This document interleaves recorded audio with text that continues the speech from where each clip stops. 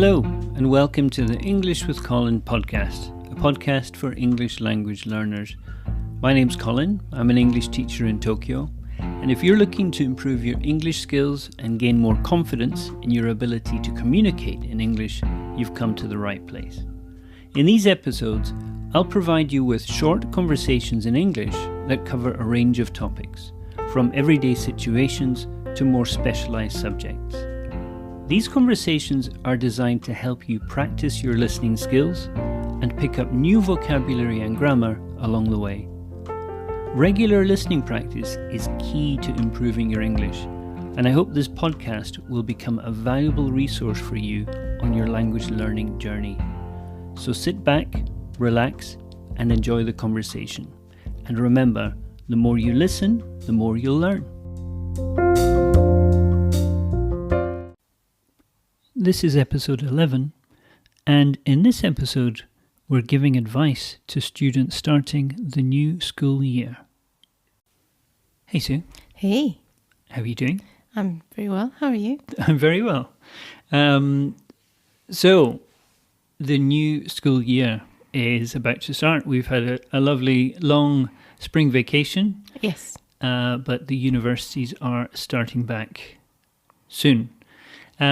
What advice would you give to students starting back at university or starting university? Yes, well, going back to university or starting university is such an exciting period, I think. But I really think when you go back, if you're organized about what you're going to do and have some goals about your classes, I think that really might change your view, because it's not the same when you arrive to your first week of classes without really knowing what's happening. That really makes everything more complex than it should be. So what are you saying, that if you're going back, so you're maybe in your second year? Or even in your first year, but just understand, what class you're going to take, what books you need. Right. Be sure to have a notebook, a pen. Yeah, so organize in terms of your supplies, your stationery. It's amazing how many students don't have a notebook for each class.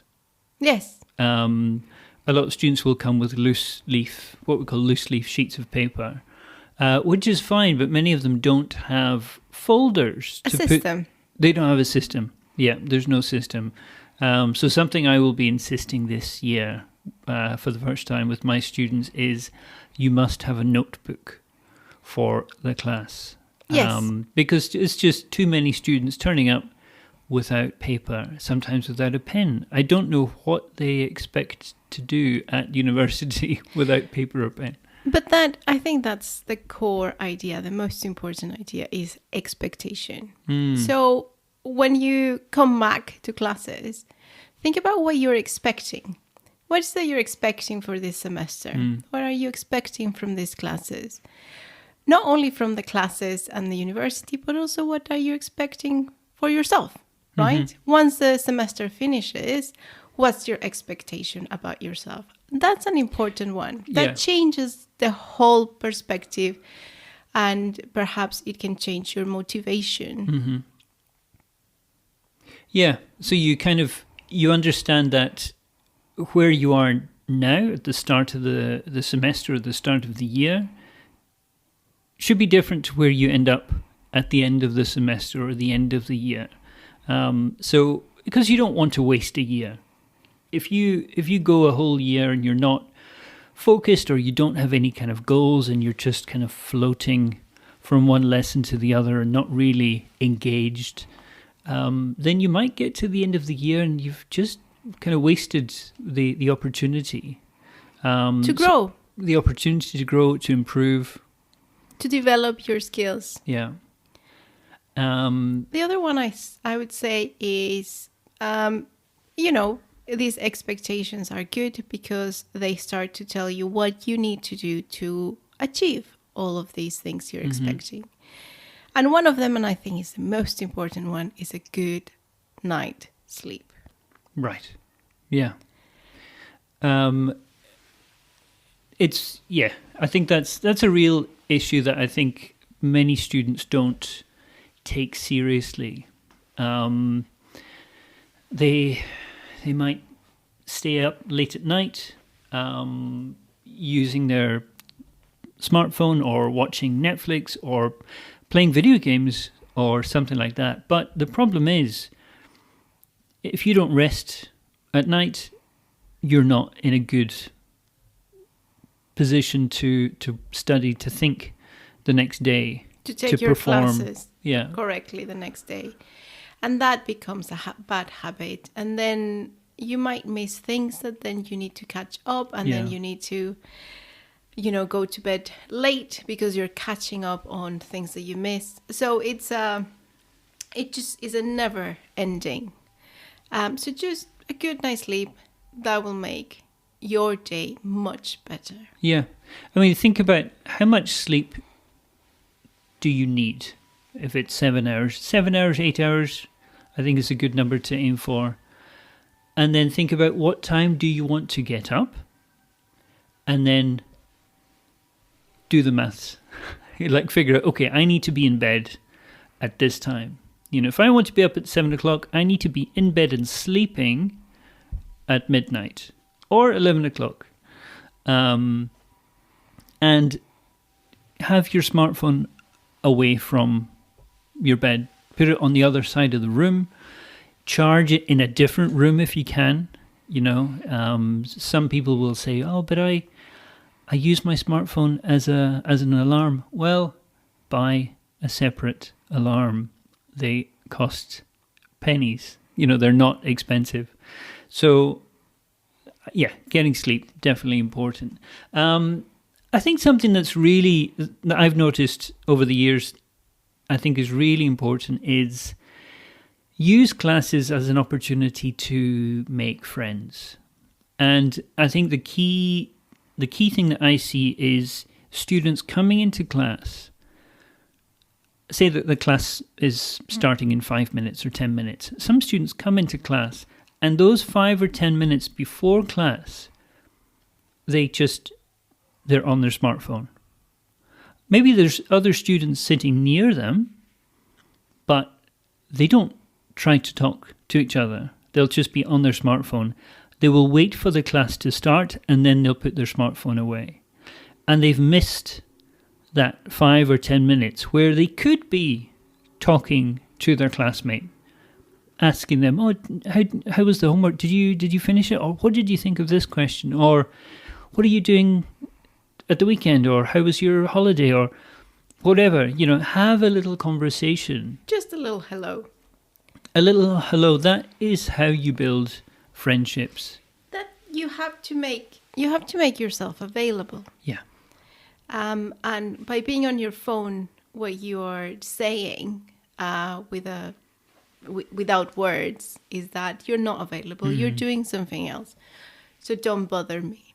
So no one will come to talk to you like that. But if you are looking around, see someone coming, you can just nod, say hello. That opens up. Have your head up, look around, smile, be available. Be available.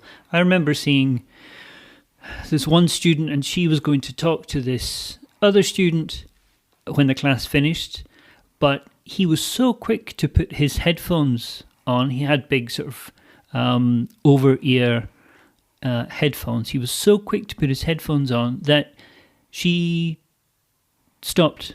Like, she was clearly going over to say something to him, but once he had his headphones on, that was it. He wasn't available for conversation, and they never had that chance to communicate. He didn't have to say it. Your actions exactly talk for you. Yeah. So yes, make friends.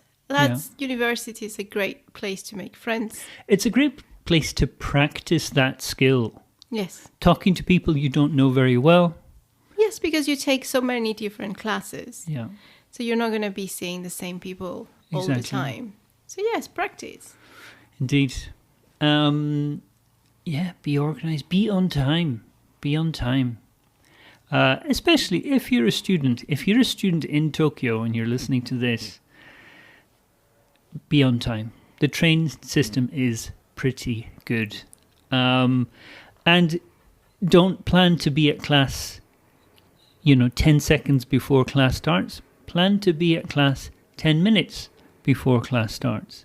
Because, there might be a mistake. There might be a problem with the Yamanote line or whatever, and you might be delayed a little bit. But, just give yourself a little bit of time to get to class. It also gives you the best opportunity to take the class. Because when you're late, you're stressed for other things. I have a habit of giving my students really important information at the very start of class. I probably shouldn't, but I know that I might forget later on.